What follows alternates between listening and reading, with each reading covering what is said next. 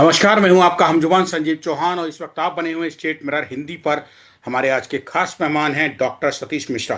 कुछ बताने की जरूरत नहीं है, गूगल और यूट्यूब जो है बहुत बाद में पैदा हुए हैं। आपने इनको जन्म लेते हुए देखा है और मतलब विकिपीडिया वगैरह सब फेल है। सर, स्वागत है स्टेट मिरर में सतीश सर आपका।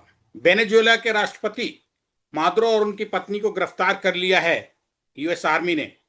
ट्रम्प साहब खुश हो रहे हैं और सोशल मीडिया पे इसकी इंफॉर्मेशन दे रहे हैं और उसकी वजह बता रहे हैं कि क्यों गिरफ्तार किया गया। और इस गिरफ्तारी से पहले अमेरिकन मिलिट्री ने जबरदस्त बमबारी की वेनेजुएला पे।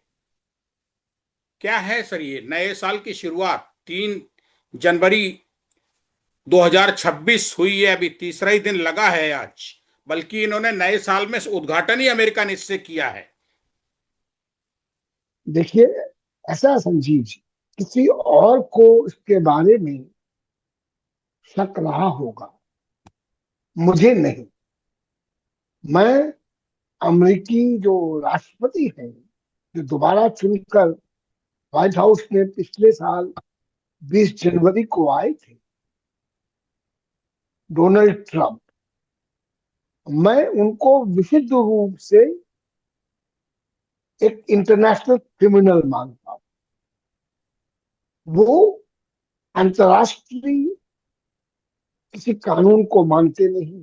वो कौन सी है जो अमेरिका में, अगर दुनिया में युद्ध नहीं हुए और दुनिया में हथियार नहीं बिके, जिसको कि हम लोग कहते हैं मिलिट्री इंडस्ट्रियल कॉम्प्लेक्स, जो कि मुनाफे में न जाकर घाटे में जा रहा है, उसके व्यापार को बढ़ाने के लिए अमेरिकी राष्ट्रपति स्वांग रचते हैं। स्वांग कहते हैं कि मैं शांति स्थापित करना चाहता हूं और शांति के पर्दे के पीछे अपना नेकेड एग्रेशन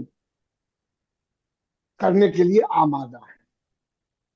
पहली बात, आप गौर करें, 2025 में जब अमेरिकी नीति आई तो उसमें एक बात बहुत साफ, जिसको कि हम लोग इंटरनेशनल रिलेशंस में अमेरिकी जब नीतियों को पढ़ते हैं तो return of the Monroe doctrine. Monroe doctrine ये था कि हम जहां चाहे, और विशेषकर दक्षिण अमेरिका को, लैटिन अमेरिका को, अमेरिका अपना बैकयार्ड मानता, कि वहां पर जो होगा हमारे बिना इजाजत के नहीं।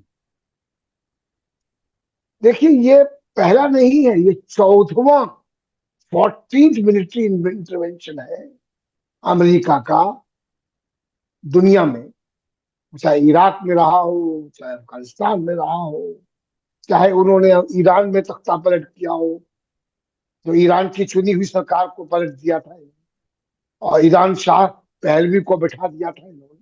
और आपको क्लासिक तौर पे देखिए कि इराक में जो केमिकल वेपन्स के का स्क्रीन बनाया गया था, वो कभी भी सद्दाम हुसैन के जाने के बाद भी उनको नहीं प्राप्त हुए।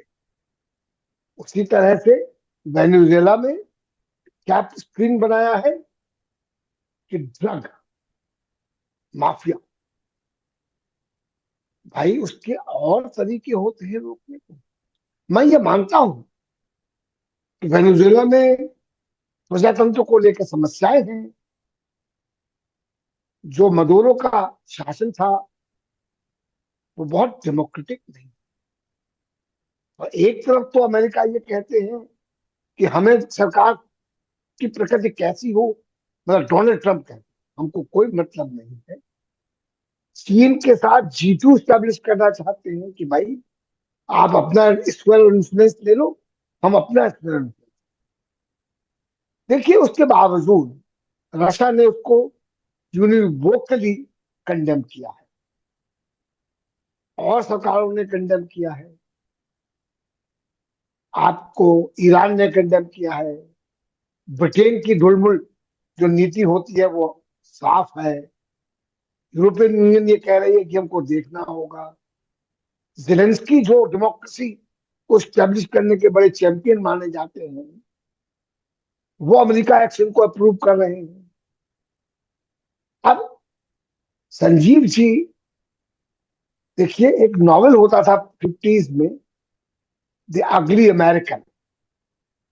अमेरिका की नीतियों को लेके अमेरिकियों को कहीं पसंद नहीं किया जाता था, और इसीलिए वो नॉवल बना अगली अमेरिकन। अब डोनाल्ड ट्रंप का दोबारा आना is the return of the ugly American. Sanjeev ji, दुनिया कानून पे चलती है, ताकत पे नहीं। आप तो 19वीं शताब्दी में जा रहे हो, जब गन वोट डिप्लोमेसी होती, जब मिलिट्री इंटरवेंशन होती, जब खनिज पदार्थों के लिए आप किसी देश को गुलाम बनाते, तो जो न्यू इंपीरियलिस्ट यूएस का चेहरा है, वो सामने आ रहा। अब अगर आपको याद हो कि शीत युद्ध में जब सोवियत संघ और अमेरिकी आपस में एक दूसरे को पसंद नहीं करते थे, एक दूसरे के विरोधी होते थे, तो भारत एक नॉन अलाइनमेंट पॉलिसी के थ्रू ऐसे एक्शंस को स्ट्रांगली कंडेम करता था। अभी तक जो विदेश मंत्रालय है, उसने एक वक्तव्य तो दिया है, पर ढिलमिल सा वक्तव्य दिया है। सिर्फ ये कहा है कि वेनेजुएला के लोग ये तय करें कि उनको किस प्रकार की व्यवस्था चाहिए। अमेरिकी इंटरवेंशन, मिलिट्री इंटरवेंशन की बात हमारी सरकार नहीं कर। हम दुनिया में आज किसके साथ खड़े दिखाई दे रहे हैं? डोनाल्ड ट्रंप के साथ और इजराइल के नेतन्याहू के साथ। दोनों ही डेमोक्रेसी को नहीं मानते, दोनों ही विरोधियों को नहीं मानते, और किसी भी न्यायपूर्ण सोल्यूशंस को नहीं मानते। तो संजीव जी, ये आपके सामने संकट है। जी बोलिए। सर, आपने एक बहुत बड़ा सवाल पैदा कर दिया है। हम लोग बात कर रहे थे अमेरिका वेनेजुएला कि अमेरिका ने चंद घंटों के अंदर वेनेजुएला के जो राष्ट्रपति हैं और उनकी पत्नी को अपने कब्जे में ले लिया है। वो अमेरिका में, वेनेजुएला में है, कहीं तीसरी जगह है, अभी तक कि इसका खुलासा नहीं किया है। अब से कुछ देर बाद वो करने वाले हैं, अमेरिकी राष्ट्रपति प्रेस कॉन्फ्रेंस करने वाले हैं, इस मामले में ऑफिशियली डिक्लेरेशन करेंगे भारतीय समय के अनुसार रात को 9:30 बजे, और अमेरिकन समय के हिसाब से 11 बजे के आसपास सुबह। लेकिन सवाल यह है कि सर, भारत को आपने लाके खड़ा किया है कि भारत की विदेश नीति, कूटनीति, सामरिक नीति, ये सब कहीं खुली नहीं है, और जिस तरीके से खोली हैं वो भारत को संदेह की स्थिति में लाती हैं, और वो झुकाव जो भारत का दिखा रही हैं अमेरिका और इजराइल की तरफ को। यही मेरे ख्याल से आपका इशारा है, अगर मैं गलत नहीं समझ पाया आपकी बात। आपका कहना इशारा नहीं है, मैं तथ्यों की बात कर रहा हूं। मैं किसी को ब्लेम नहीं कर रहा हूं। मुझे तो जो तथ्य है उनको सामने प्रस्तुत कर रहा हूं, जिससे कि आपके दर्शक जान सके कि क्या हो रहा है। यानी कि सर, सतीश मिश्रा सर, आप जैसा विद्वान, विदेश मामलों का जानकार, जितने भी गूढ़ रहस्य हैं अंतर्राष्ट्रीय नीति के, विदेश नीति के, कूटनीति के, उनमें कोई अब छिपा बचा नहीं रहा है आपके हिसाब से।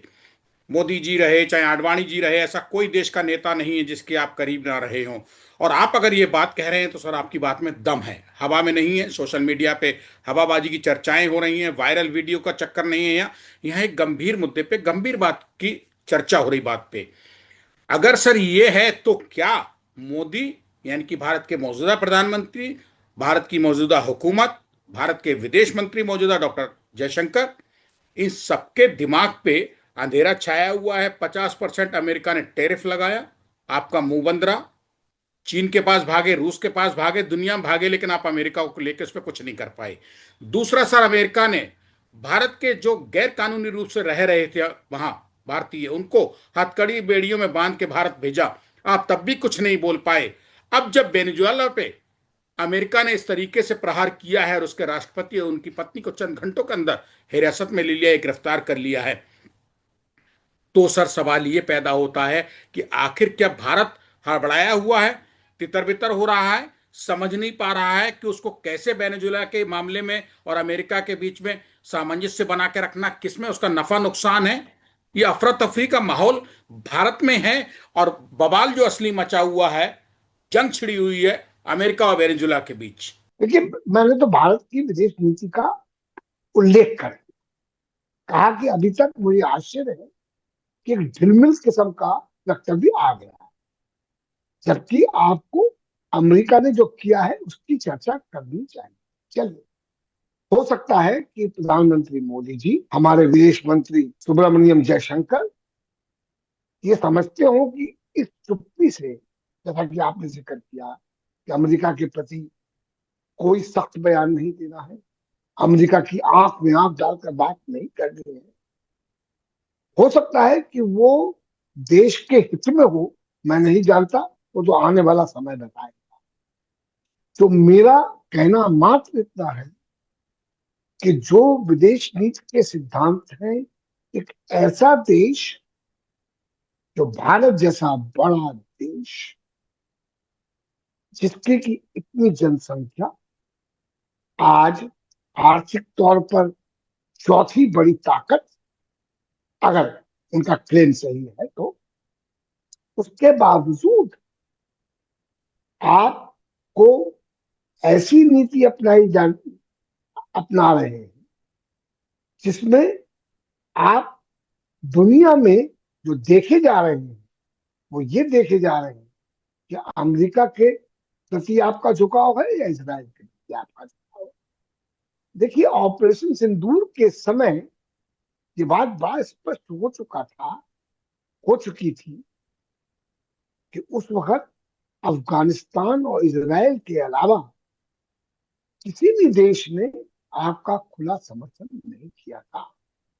उसके बाद आपने दुनिया भर में एमपी डेलीगेशन भेजे, उनका क्या रिजल्ट हुआ, मुझे तो नहीं लगा कि कोई बहुत चेंज आया। बहरहाल, ये प्रधानमंत्री मोदी जी जाने कि वो सही क्या गलत क्या कर रहे हैं।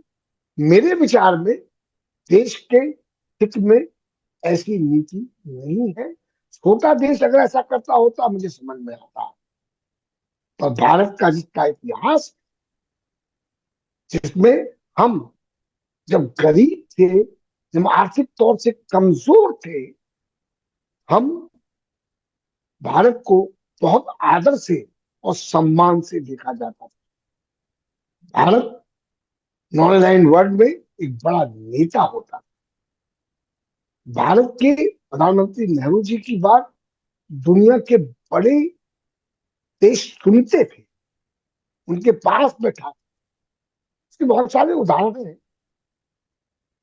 तो कहने का मतलब यह है कि आप भारत में मोड़ लाए, मोटी सी बात है कि वेनेजुएला में, देखिए, अमेरिका का, ट्रंप का जो एग्रेशन है, फर्क मात्र इतना है कि वो ओपन है, तो कोई शर्म नहीं।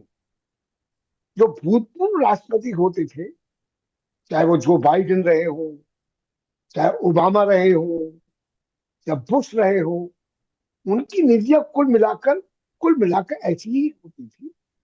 अफगानिस्तान में इंटरवेंशन होता है, इराक में इंटरवेंशन होता है, क्यूबा में जब फिडेल कास्ट्रो की बात, बड़ा नेता था, होता था, जब क्यूबा में इंटरवेंशन उन्होंने किया था, तो सोवियत संघ ने मिसाइल की कहा कि हमारे न्यूक्लियर मिसाइल वहां पर लगी हुई है, तो अमेरिका पीछे हटा। क्यूबा ने कितने साल अमेरिका की छाती पे मूंग जला, परिवर्तन हुआ। आज भी क्यूबा ने अमेरिकी इंटरवेंशन को कंडेम, ब्राजील के प्रेसिडेंट ने कंडेम किया, चिली के प्रेसिडेंट ने कंडेम किया अमेरिकी इंटरवेंशन को, अमेरिकी मिलिट्री एग्रेशन को, नेकेड एग्रेशन को, की भर्त्सना कर रहे हैं। बात देखने वाली है, क्या अंतर्राष्ट्रीय व्यवस्था ऐसे चल पाएगी? ये एक बड़ा भारी प्रश्न है, लोग कह रहे हैं कि यूनाइटेड नेशंस का सिक्योरिटी काउंसिल की मीटिंग हो जाए, वहां क्या होगा? ट्रम्प मानने को तैयार ही नहीं है, बेशर्म है वो। तो संजीव जी, मैं तो आपको सिर्फ परिस्थितियां बता रहा हूं, तथ्य बता रहा हूं। सर, डॉक्टर सतीश साहब, आप परिस्थिति बता रहे हैं, आप परिस्थिति के अंदर खोद के चीजें बता रहे हैं, जो शायद भारत में शाम को जो महापंचायत टीवी चैनलों पे बड़े बड़ों पे चल रही है, उसमें जो ज्ञानी ध्यानी बैठ रहे हैं उनके पास ये जानकारी नहीं होगी। क्योंकि हमारा और आपका माल बेचने का वीडियो वायरल कराने का मकसद नहीं है, पर्पज नहीं है। हमारा पर्पज ये है कि भारत दुनिया में अंतर्राष्ट्रीय दृष्टिकोण से जा किधर को रहा है, कहाँ मुड़ रहा है। और अभी अभी सर, जो दर्शक टीवी स्टेट में हिंदी के साथ जुड़े हैं इस वक्त हमारे टीवी चैनल पे, उसको हम बताना चाहेंगे, हम डॉक्टर सतीश मिश्रा जिनसे बात कर रहे हैं, वो ऑब्जर्वर रिसर्च फाउंडेशन के पूर्व सीनियर फेलो हैं, फ्रीलांस पत्रकार हैं, विदेशी मामलों के विशेषज्ञ हैं, लेखक हैं। भारत और जर्मनी में लगभग 5 दशक का राजनीतिक और आर्थिक, प्रिंट और टीवी जर्नलिज्म का गहरा अनुभव है। आडवाणी जी रहे हो पूर्व प्रधानमंत्री भारत के, गृह मंत्री, या फिर मौजूदा प्रधानमंत्री मोदी जी, इनकी नस नस से वाकिफ हैं। एक पत्रकार होने के नाते घनिष्ठ संबंध रहे हैं, लेकिन संबंध पत्रकारिता वाले और नेता वाले रहे हैं। घनिष्ठता का मतलब ये नहीं कि कभी आपने किसी को दुआ हो अपने मतलब के लिए, जो आपकी इमेज बनी है देश में। ये उस जनरेशन के लिए सर आपके बारे में बताना जरूरी है, जो आज ज्ञान बांट रही है बैठ के, अता पता कुछ नहीं है, लंबी लंबी हाँक रहे हैं, डींगे मार रहे हैं। और डॉक्टर सतीश मिश्रा के बारे में भी बताना जरूरी है कि विदेश मामलों के साथ साथ आप गांधीवादी विचारधारा को बिलोंग करते हैं। जो बोलते हैं साफ बोलते हैं, समकालीन राजनीति का मुद्दा हो और चाहे फिर कहीं कुछ लिखने का, जो लिखेंगे जो बोलेंगे साफ बोलेंगे। सर, आपके लिए इसीलिए नमन करता हूं। और आपके बारे में अपने साथ अभी जुड़े सब्सक्राइबर्स, व्यूअर्स के लिए, दर्शकों के लिए बताना बहुत जरूरी था कि आखिर आप हैं कौन। और इसके साथ मेरा अगला सवाल आपसे निवेदन के साथ है, मैं सवाल नहीं कर पाऊंगा क्योंकि सर आप बड़े हैं, लेकिन एक जिज्ञासा है, मैं अपनी जिज्ञासा आपके सामने ला रहा हूं। अमेरिका ने वेनेजुएला की जो दुर्दशा की है चंद घंटों में, और भारत की खामोशी दुनिया के सामने, उसमें जब ट्रंप से पूछा गया कि आप वेनेजुएला के साथ ये क्यों अचानक नया साल आते ही 2026 टूट पड़े उस पे, तो उन्होंने सर 3 वजह गिनाई हैं। पहली वजह, तेल कंपनियों को लेकर विवाद। ट्रंप का दावा है कि वेनेजुएला ने अमेरिकी कंपनियों के तेल अधिकार अवैध रूप से छीन लिए थे। दूसरा सर, ड्रग तस्करी। ट्रंप यानी अमेरिका कहता है कि वेनेजुएला जो है, वेनेजुएला अमेरिका में खतरनाक ड्रग तस्करी और बड़े पैमाने पर करता है, जो अमेरिका को बर्बाद कर रहा है, वहां की प्रेजेंट और फ्यूचर जनरेशन के लिए तबाह कर रहा है। दावा यह भी किया जा रहा है कि ड्रग्स ले जा रहे 35 नावों पर हमला कर चुका है।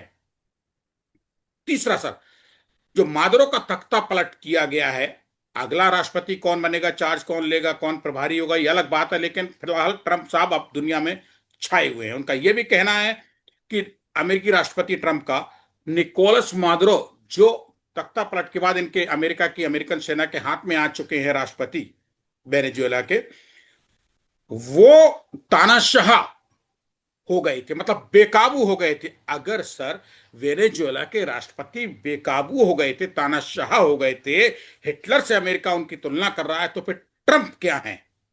3 सवाल सर मैंने एक साथ दे दिए आपको। देखिए, पहली बात, ट्रम्प अमेरिकी कानून को भी नहीं मानते। कितनी बार अमेरिकी कानून, उनके निर्देशों को चुनौती दी जा चुकी है। अब ट्रम्प को अगर व्यवस्था अमेरिकी व्यवस्था नहीं होती तो वो कब के डिक्टेटर हो चुके होते, में कोई दो राय नहीं। क्योंकि अमेरिका में इंस्टीट्यूशनल स्ट्रेंथ है, इसलिए ट्रम्प पर बंदिशें। ट्रम्प अपनी प्रकृति से डिक्टेटर हैं और चरित्र से फासिस्ट, कोई दो राय। दूसरा सवाल जो आपने पूछा, वो सवाल ये था कि उन्होंने 3 वजह बता दी। देखिए, पहली वजह, वहां पर वेनेजुएलन सरकार ने राष्ट्रीयकरण किया अपनी तेल के स्रोतों का। राष्ट्रीयकरण अगर गलत चीज है, संपदा पर, भू संपदा पर किसका अधिकार होता है? मूल प्रश्न ये है। अमेरिकी कंपनियों को तो नहीं हो सकता। किसका अधिकार होगा? उसकी, उस वहां की चुनी हुई सरकार। अब मानिए ना मानिए, अभी तक चुनी हुई सरकार थी, उनका विरोधी पक्ष उसको बायकॉट करता था, वो सब बात मान, वो डेमोक्रेटिक नहीं है, मैं ये भी मान लूं। पर ये कहना कि अमरीकी कंपनियों को आप अधिकार छीन लिए, ये किसी भी इंटरनेशनल लॉ में खड़ा नहीं उतरता है। अब तीसरी बात जो आपने कहा, क्या कहा? ड्रग। आपने ड्रग की बात, अमरीकियों ने 30 जैसे नावों पर हमले किए। मैं उस एक्शन को, अमरीकी एक्शन को गलत नहीं कहता। अगर उसमें इंटरनेशनल वाटर्स में है, अमरीकी वाटर्स में जा रहे हैं, अमरीकी वाटर में उनका इंटरवेंशन सही होगा। उसकी डिटेल्स मुझे नहीं पता है। अब आपके पास कोई अधिकार नहीं है और ना कोई फैक्ट्स दुनिया में सामने है कि वेनेजुएला ऐसा कर रहा है। वेनेजुएलन सरकार बात करने को तैयार थी कि अमेरिकियों ने तो बात करनी चाहिए। डे वन से, जब से ट्रंप आए हैं, वो वेनेजुएला में तख्ता पलट करना चाहते हैं, उसका माहौल बना रहे हैं। तो जो आपने 3 वजह बताई, तो कहते हैं माहौल बना, इंटरनेशनल ओपिनियन को डाइवर्ट करना अपनी गलतियों से। देखिए, अमेरिकी इसमें माहिर है, वो एक नैरेटिव सेट कर देते हैं। और वो नैरेटिव, जैसा कि अभी आपने कहा कि बहुत सारे हमारे न्यूज चैनल पर पत्रकार साथी उसी नैरेटिव को लेके आगे बढ़ जाते हैं। उनको ये नहीं समझ में आता कि देश का हित क्या है, अंतर्राष्ट्रीय हित क्या है, क्या सही है, क्या गलत है। क्योंकि कुल मिलाकर, अब देखिए, एक मैं आपको चर्चा करनी सी, ये जो अमेरिकी एक्शन हुआ है, इसकी बड़ी डिबेट अमेरिका में भी होगी और हो रही है। ममदानी जैसे नेता, जो उभरते हुए नेता है, शक्तिशाली नेता है, मुझे ताज्जुब नहीं होगा कि बहुत ही जल्दी उनका बयान आए जो उस बात को गलत ठहराता हो। देखिए, हमको ये समझना होगा कि लड़ाई अल्टीमेटली, चाहे वो महाभारत की हो, चाहे वो रामायण की हो, या वर्ल्ड वॉर 1 हो, चाहे वर्ल्ड वॉर 2 हो, राइट और रॉन्ग की लड़ाई होती है। मतलब क्या गलत है, क्या सही है, क्या सत्य है, क्या असत्य है। आज अमेरिका झूठ के साथ खड़ा है, असत्य के साथ खड़ा है, और ताकतवर के साथ खड़ा है। तो इसलिए देखिए, वो चीन के साथ तो टैरिफ नहीं लगा पाए 50%। चीन भी रूस से तेल खरीद रहा था। आपने तो रूस का तेल बंद कर दिया, 50% का टैरिफ भी झेल लिया और बोल भी नहीं रहे। तो देखिए, ताकतवर के साथ ट्रंप झुकेंगे। आपको आपको शक्ति दिखानी तो चाहिए, आपको आप में मॉरल लीडरशिप तो होनी चाहिए। देखिए, नेता कौन होता है? गांधी नेता थे, नेल्सन मंडेला नेता थे, ममदानी आज उभरता हुआ नेता है जिसमें कि सारे के सारे गुण नजर आते हैं। तो अमेरिका में जो क्योंकि डेमोक्रेसी है, इसलिए वहां डिबेट होगी और इस एक्शन के खिलाफ एक जनमानस उभरेगा। सतीश सर, एक सवाल आ रहा आपकी बातचीत से कि इतना बड़ा गुंडा राष्ट्रपति अमेरिका का मौजूदा डोनाल्ड ट्रंप, जो चंद घंटों में अपनी आर्मी से, यूएस आर्मी से किसी देश के राष्ट्रपति को हाईजैक करके ले आता, उनकी पत्नी को, क्या उसका ये आरोप सही है? दम है इसमें? यह सिर्फ तमाशा है दुनिया को दिखाने के लिए, धूल झोंक रहा है आंखों में सबके कि वेनेजुएला जैसा कमजोर देश अमेरिका के सामने वो वहां ड्रग की तस्करी का मास्टर हो गया अमेरिका में, अमेरिका ने घुस लेने दिया, अमेरिका की तेल कंपनियों पे भी अधिकार हो गया। क्या ये संभव है, या सिर्फ एक मक्कारी भरा सीधा सीधा ये उदाहरण है ट्रंप का? नहीं, देखिए ऐसा है, अमरीकी अपनी हितों के आगे किसी चीज को नहीं मानते।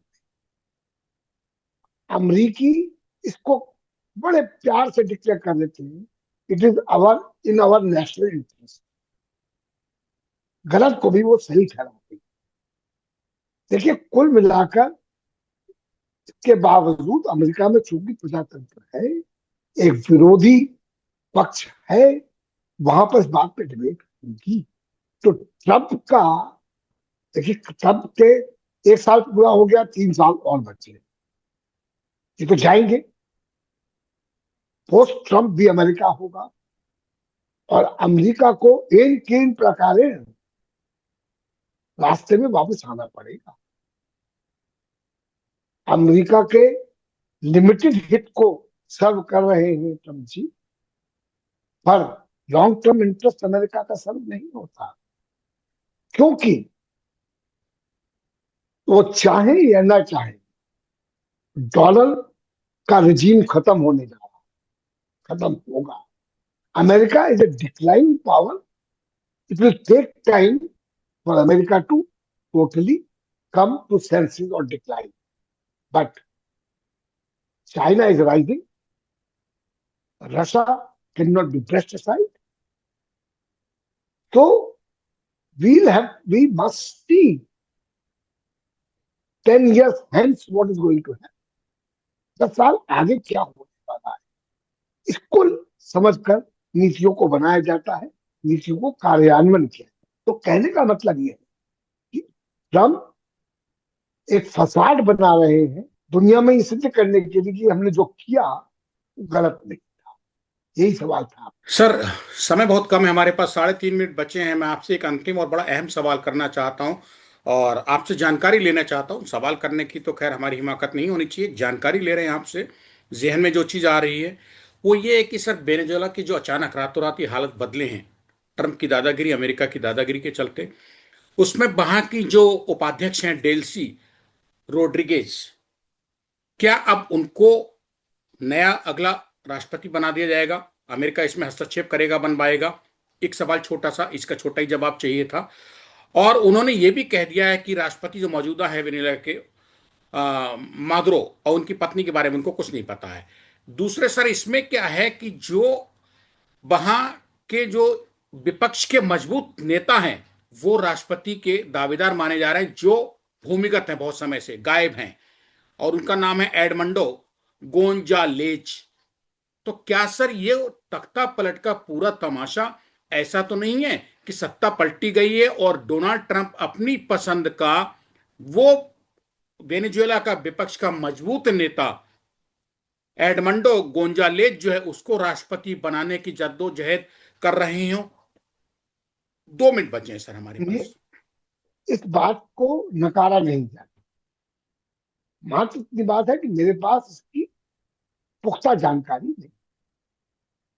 पहले अमेरिकी शासन, एडमिनिस्ट्रेशन पपेट रिजीम्स स्टैब्लिश करता था। अब वहां पर एक तो विपक्ष की नेता एक महिला है, वो भी बहुत शक्तिशाली नेता है, वो भी सत्ता की दावेदार हो सकती है। क्या चुनाव होंगे? अगर चुनाव होंगे उसके बाद वो क्या निष्पक्ष होंगे? क्या इंटरनेशनल ऑब्जर्वर्स के डायरेक्शन में होंगे? ये सारी बातें सामने आएंगी। क्या किसी को ऐसे बिठा दिया जाएगा? बैठना तो पड़ेगा, बैठाया तो जाएगा। तो ये बात तो पक्की है कि अमेरिकी अभी ऐसे ही व्यक्ति को बैठाएगा, तो उनका अपना हुआ चुनाव हुआ, कोई तो शक।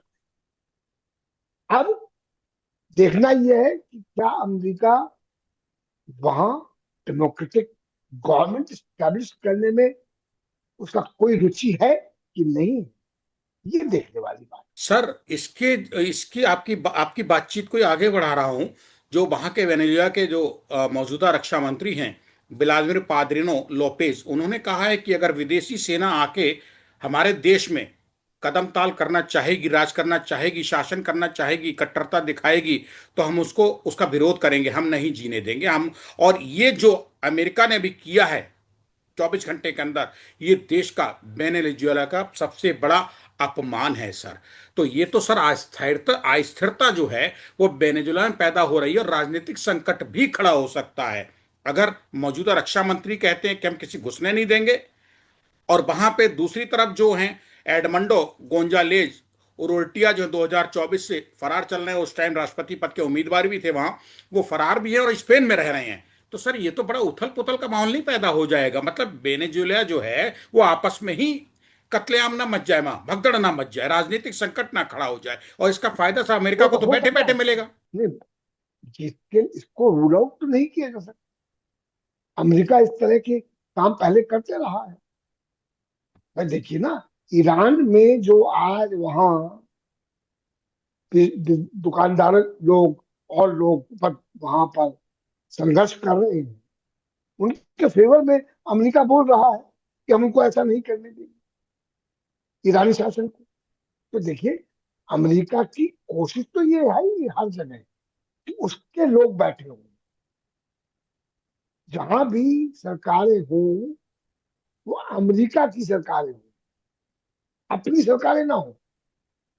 अमेरिका को चैलेंज नहीं करना चाहिए कि ट्रंप की उस राजनीति का हिस्सा है जिसको वो कहते हैं मेक अमेरिका ग्रेट अगेन, जिसका जवाब हमारे प्रधानमंत्री जी ने कहा था, मेक इंडिया ग्रेट अगेन मीगा।